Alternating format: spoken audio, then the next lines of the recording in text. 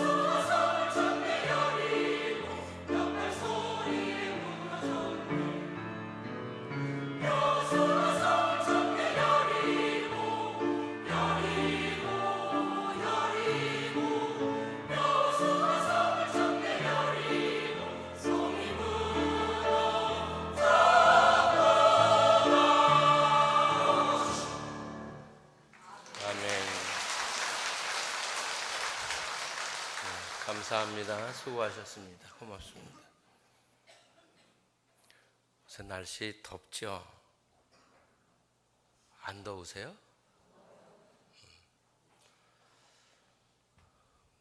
뭐 그렇게 더운 것 같지 않으신가 봐요. 저는 올 봄에 필리핀 다녀오면서 거기 온도가 35도, 36도였거든요. 그래서 미리 예방주사를 좀 맞았더니 우리의 몸으로는 몇 도인지 잘 모르지만 뉴스나 뭐 이런 데서 오늘은 기온이 서울 31도, 뭐 32도, 33도 이렇게 얘기하잖아요. 근데 그걸 보면서 야, 여기는 아직도 그 정도 아니야, 이런 마음이 들어요. 미리 예방주사를 좀 맞는 것도 괜찮다, 이런 생각도 함께 들었습니다. 참 덥죠. 장마도 길고 오락가락하고 해서 이번 여름 보내시기도 쉽지 않으실 것입니다. 또 더더군다나 아주 더운 일터에서 일하는 분들, 험한 일터에서 일하는 분들에게는 아마 이 여름이 참 지루하고 힘드시고 그러시리라고 생각이 듭니다. 그럼에도 불구하고 이렇게 주일 맞아서 예배 다 변함없이 나오셔서 감사를 드립니다. 어떤 대상에 대해서 제대로 아는 것은 매우 중요해요. 어설프게 알면요, 실수하기 딱 마침 맞아요. 우리가 저런 어떤 사람에 대해서 잘 알지 못했다가 어떤 일이 일어나면 그 사람이 그래? 이러고 깜짝 놀랄 때가 있죠. 또 잘 아는 사람들, 이런 사람들에게 맞아, 그 사람은 충분히 그렇게 할 수 있는 사람이야, 우리가 그렇게도 말합니다. 알면 알수록 믿음이 생기고 마음이 가고 기대가 되는 분들이 참 많아요. 몰라서 그렇지 그 진가를 못 알아보는 거지, 알면 알수록 정말 참 귀한 분이다, 그런 생각할 때 참 많거든요.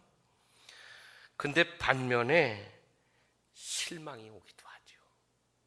차라리 그냥 모르고 살 걸 그냥 이렇게, 그런 때도 덜어 있어요. 요란하지 않지만 언제나 묵묵히 일을 찾아서 하시는 분들, 이분들이 사실은 나라를 지탱하는 분들이고 교회도 이런 분들이 사실은 딱 받치고 있는 거예요. 그 요란스럽고 말 많고 이런 사람들은 앞에서 설레발을 치지만 사실은 그분들이 그 어떤 공동체를 이끌어 간다고 볼 수는 없어요.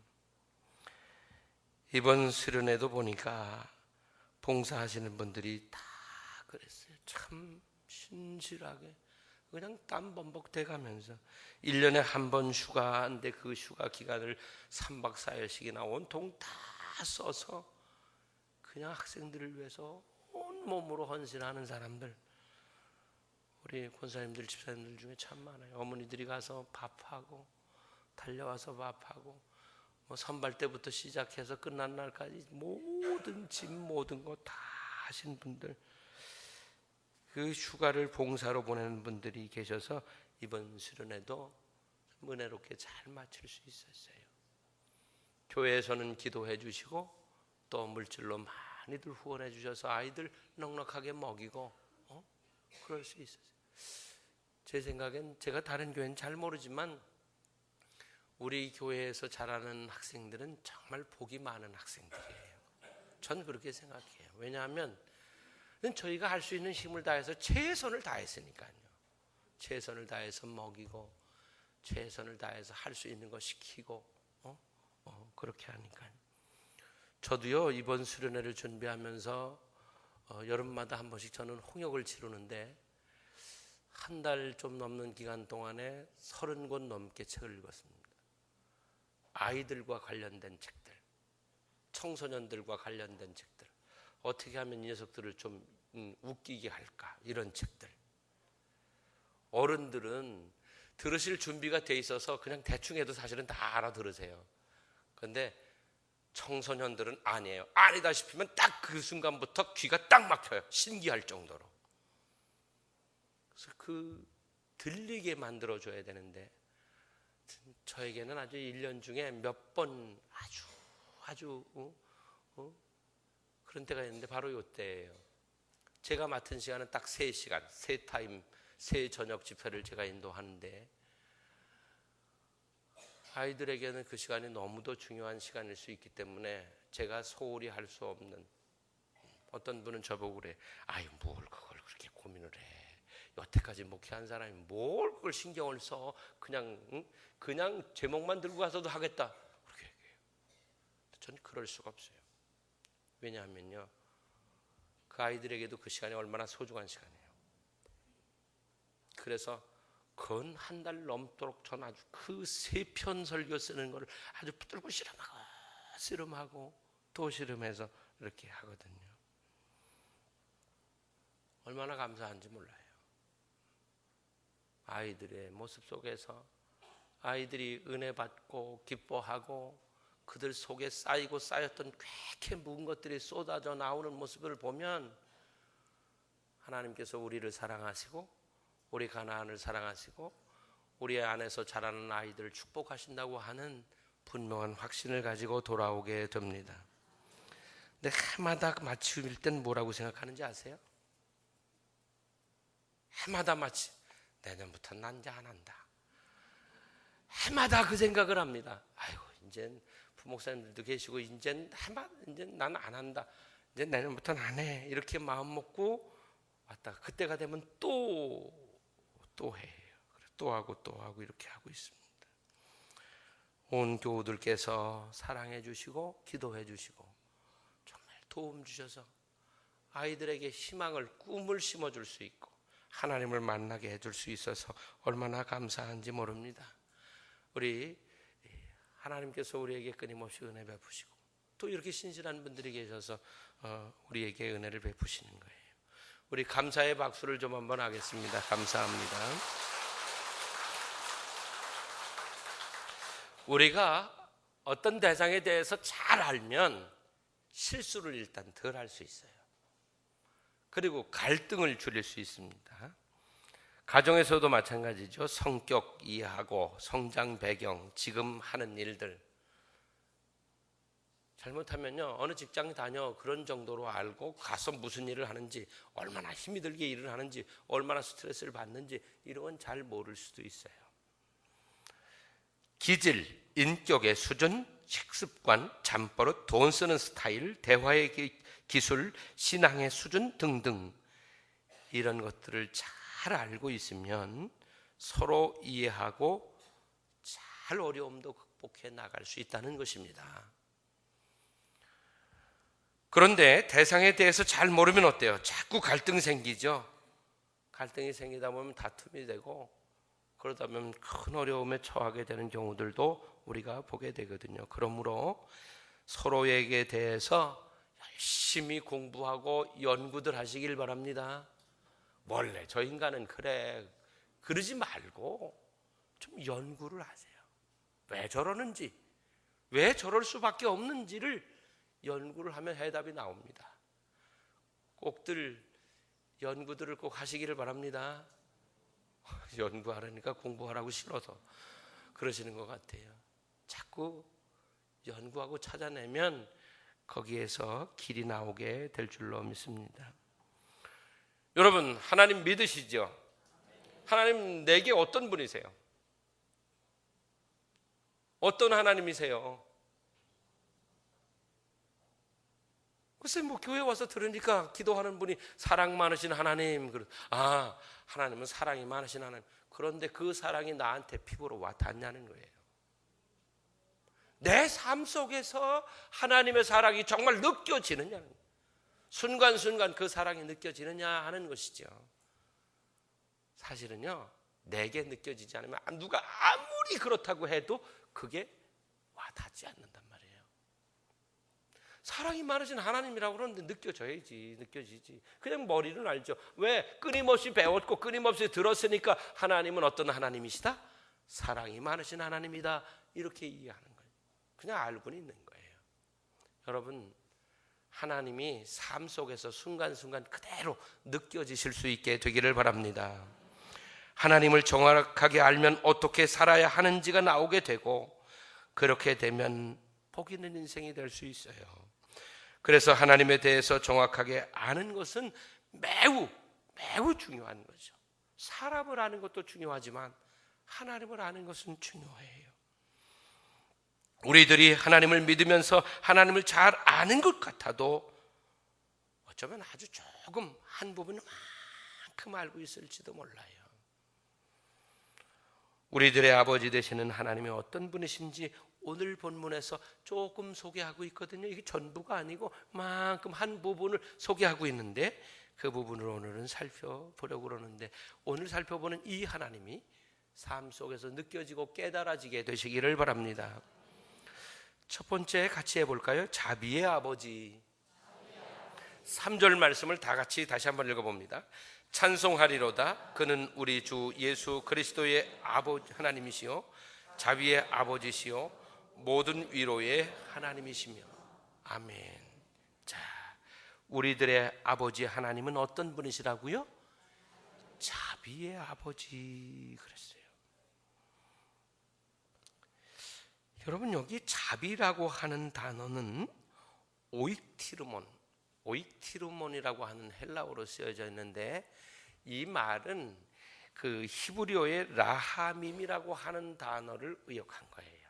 이걸 헬라어로 번역하니까 오이티르몬이라는 단어로 썼는데, 이 단어는 무엇을 의미하느냐면요, 내장을 의미하는 거예요. 우리 속에 있는 내장. 뭘 의미한다고요? 내장. 왜 우리가 뭐 깜짝 놀래거나 하면 못 떨어질 뻔했다고 그래요? 에? 애 떨어질 뻔했다고? 간 떨어질 뻔했다 그러잖아요. 간 떨어질 뻔했다 그러잖아요. 우리가 여기 자비라는 단어는 그런 의미도 담고 있어요. 우리가 쿵, 뭐가 가슴에 쿵 하는 거예요. 또 어떤 충격적인 거나 이런 것들을 이렇게 접하게 되면 어떻게 돼요? 뭘로? 송곳 같은 걸로 속을 팍 찔린 것 같고 머리가 찌릿해지는 순간이 있죠. 그걸 말하는 거예요. 이 오이티르몬이라고 하는 단어는 우리의 내장이 꿈틀대는 걸 말합니다. 그럼 이게 어떤 순간에 꿈틀대느냐? 하나님은 어떤 순간에 꿈틀대실 것 같아요? 고통 가운데, 절망 가운데, 환난 가운데 있는 사람들을 보실 때 하나님의 속, 내장, 하나님의 중심, 하나님의 마음은 그때 꿈틀하신다는 거예요. 그러니까 늘 우리를 지켜보시는 그 하나님께서 우리가 환난 가운데, 고통 가운데, 시련 가운데 있을 때에 어떤 절망적인 상황 가운데 있을 때 우리를 보시면서 하나님의 속은 계속 움직이시는 거예요. 불편하신, 가슴을 찢는 것 같은 아픔을 하나님께서 느끼시는 거예요. 그래서 우리가 어떻게 간구해야 할지를 알지 못할 때 성령께서 우리를 위해서 탄식하시며 간구하신다고 말씀하시고 있어요. 여기에 자비의 아버지는 어떤 분이냐? 우리의 고통을 외면하시는 분이 아니라 우리의 고통을 몸으로 다 받아내시고 우리의 아픔에 함께 아파하시는 그 분이 바로 우리 하나님이시다. 여러분, 힘들어 고통스러워 하실 때 혼자 계시는 것 아니에요. 내가 아파할 때 하나님도 나와 함께 내 아픔을 당하고 계시다는 것을 잊지 마시기를 바랍니다. 그래서 주님이 우리가 죄값으로 짊어지고 가야 할 십자가의 고통을 대신 다 몸으로 짊어지신, 이게 바로 자비예요. 따라서 해보실래요? 자비는 십자가이다.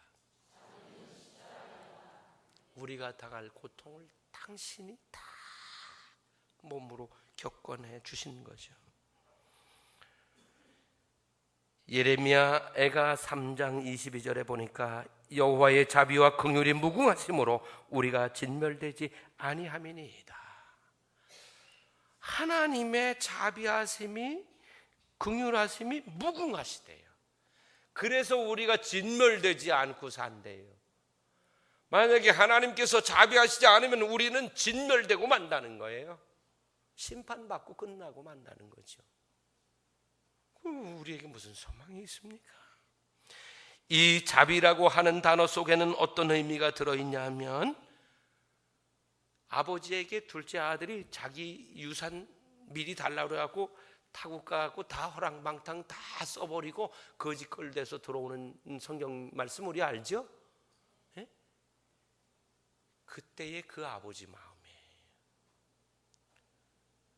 아버지가 저 멀리 바라보면서 기다리고 있잖아요. 이놈 새끼 돌아오기만 해봐라. 아주 다리 몽둥이를 불겨 놓는다. 그러면서 기다리셨습니까? 우리 같으면 어떨 것 같아요? 돌아오기만 해봐라 너. 우리 같으면 주지도 않았겠죠. 그런데 이 비유 가운데 나오는 아버지는 어때요? 맨날 눈이 빠지게 말 그대로 학수고대하며 그 집 나간 아들이 돌아오기를 기다려요. 근데 드디어 시간이 흐른 후에 거지가 돼서 돌아옵니다. 근데 아버지가 알아보죠. 알아보고 그 아들 끌어안고 집으로 들이고 목욕시키고 새 옷 입히고 새 신발 신기고 가락지 끼우고 살찐 송아지 끌어다가 잡아 잔치하고 그래요. 여러분, 우리 같으면 어떻게 하고 싶을까요? 너 어디서 뭐하다 이 꼴 돼서 왔냐? 물어보고 싶을 텐데 그 아버지는 안 물어봐요. 성경에서 전혀 안 물어봐. 왜 안 물어보셨을 것 같아요? 네? 왜 안 물어보셨을 것 같아요? 다 아셔. 하나님이시거든요. 이미 다 아셔. 뭘 하고 어떻게 살다가 언제 돌아올지를 아셔. 여러분, 이 자비의 하나님은 용서의 하나님이십니다. 용서하실 뿐만 아니라 우리를 받아주시는 하나님이심을 믿게 되시기를 바랍니다. 하나님이 자비하시지 않으면 우리는 더 이상 아무것도 소망이 없어요. 그 진노하심을 피할 길이 없다고 말씀하고 있잖아요. 하나님께서 우리에게 자비의 하나님으로 다가오셔서 우리를 위로하시고 우리를 도우시고 여기까지 인도해 오셨으므로 오늘 우리가 존재하는 거거든요. 그러므로 그 은혜 앞에 감사하실 수 있기를 바랍니다. 자비의 하나님 감사합니다. 이렇게 한번 고백을 함께 하시기를 바랍니다. 아멘. 그리고 여러분 힘내십시오.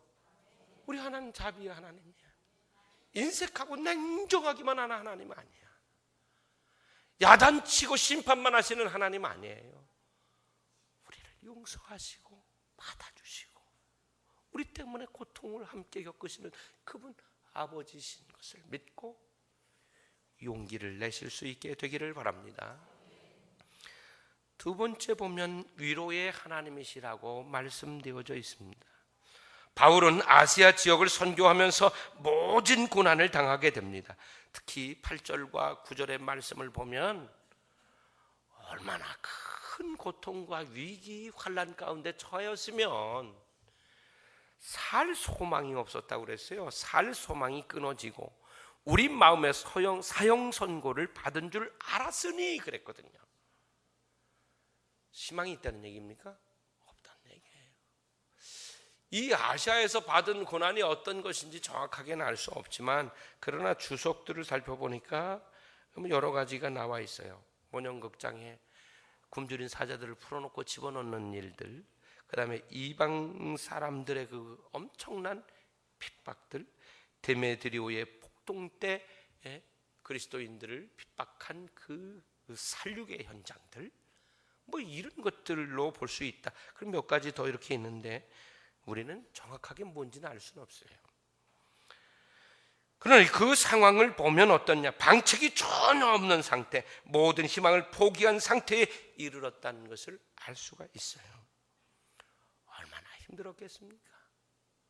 오늘 혹여라도 이 자리에도 살 마음이 없는 분들이 계십니까?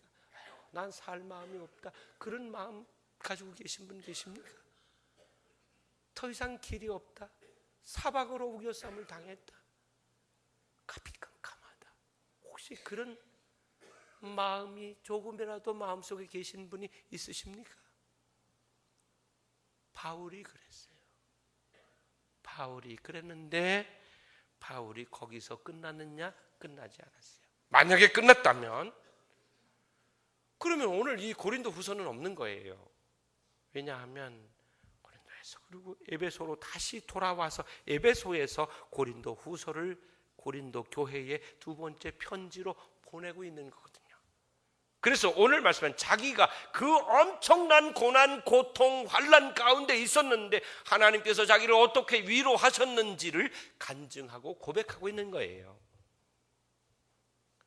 여러분, 바울을 위로하신 그 하나님은 우리의 하나님이십니다.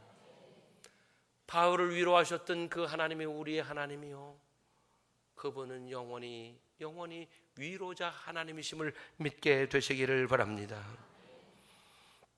그러면서 말씀하신 게 그래요.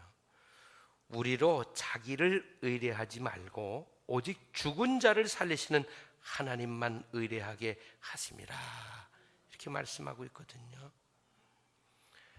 지금 환난을 당하고 계십니까? 모든 것을 내려놓고 싶을 만큼 힘이 드십니까? 희망이 전혀 보이지 않으십니까? 자신을 의지하지 말고 위로자 되시는 하나님을 의지하실 수 있기를 바랍니다. 바울이 그때의 하나님을 의뢰하였더니 하나님께서 위로하사 그 환난과 고통 가운데서 건져 주셨습니다. 그것을 고백하고 있는 것처럼 우리에게도 동일한 은혜로 은총 입혀 주실 줄로 믿습니다. 그런데 위로라고 하는 단어는 파라클레세우스라고 하는 단어로 기록되어져 있어요.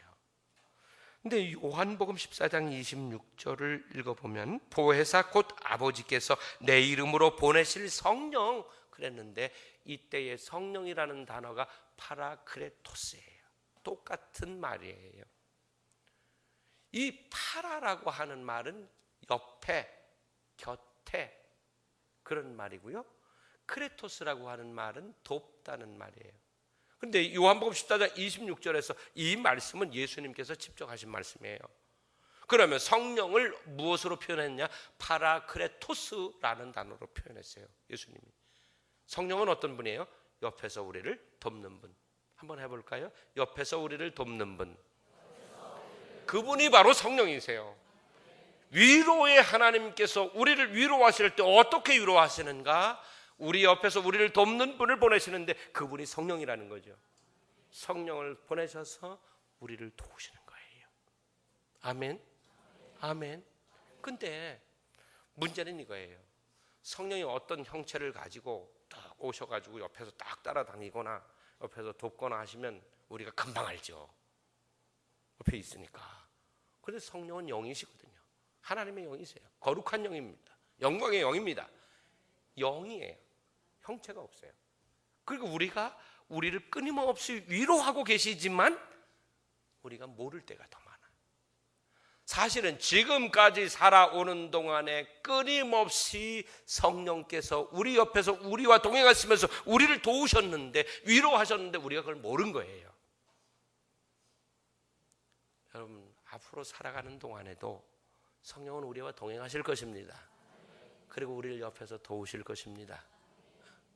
믿으십니까? 믿으세요. 성령은 보이지 않지만 한시도 우리 곁에서 떨어지지 않고 우리를 지키고 보호하고 인도하고 돕는 분. 그렇게 해서 하나님께서 위로하신다는 거예요. 하나님의 위로는 성령을 통해서 하시는 위로입니다.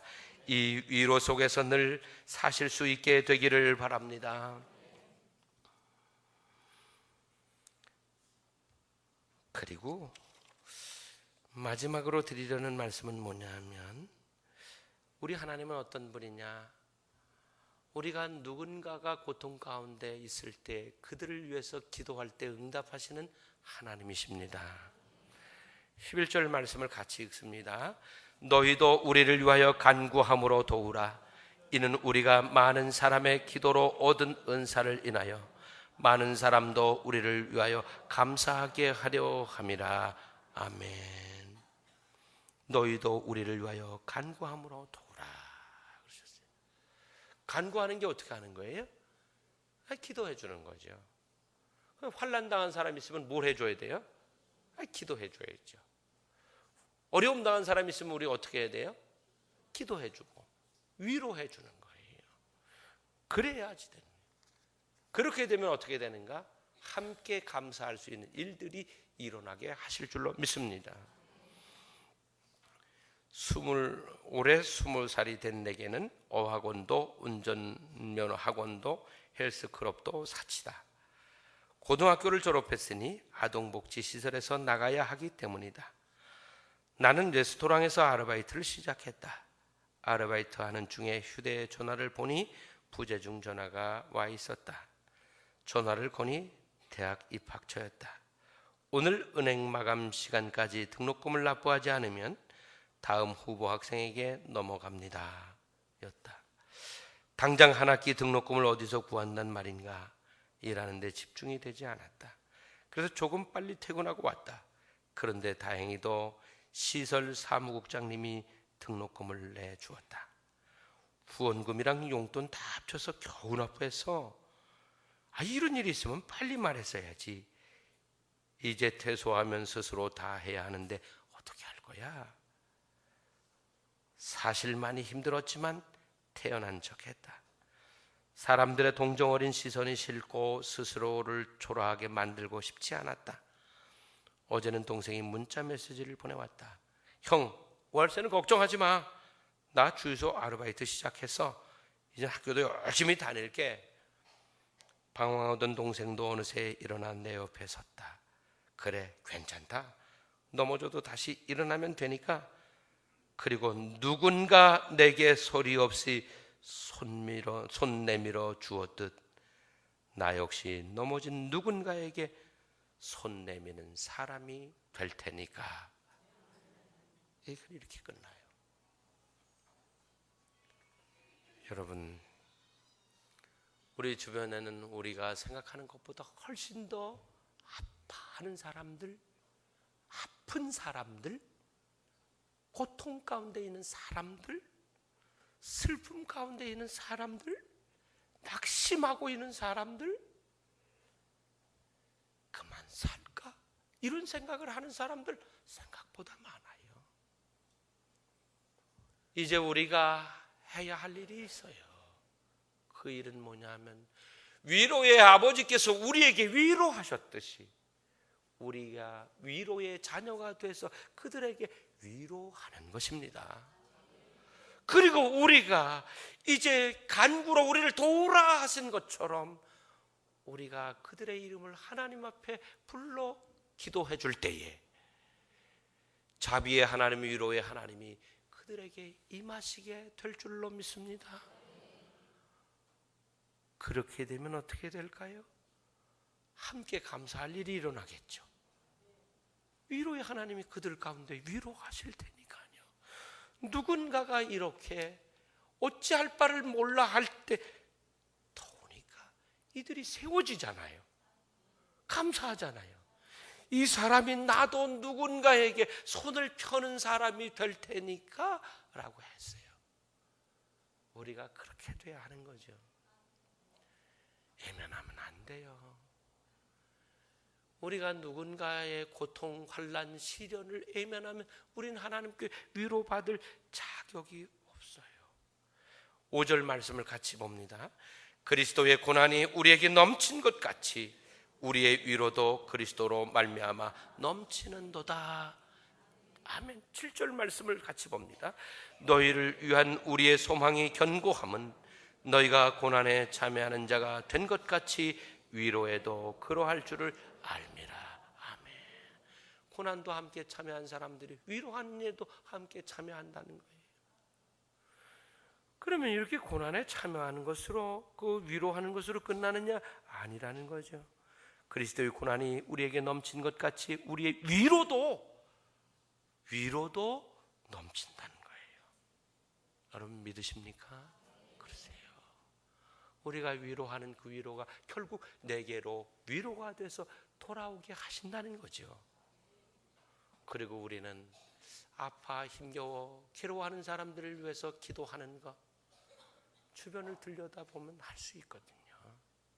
힘든 일이 아니에요. 하루에 100사람도 더 많은 사람도 할 수 있어요. 주변 둘러보면 누구 병 났대요. 하나님 아프지 않게 해주세요. 얼마나 쉬워요? 또 주님 아유 누구 집사님 아들이 속색인데요. 하나님 그 마음 좀 붙잡게 해주세요. 얼마나 쉬워요. 누가 병원에 입원했어요. 하나님 얼른 회복하고 나오게 해주세요. 누가 사업에 실패했대요.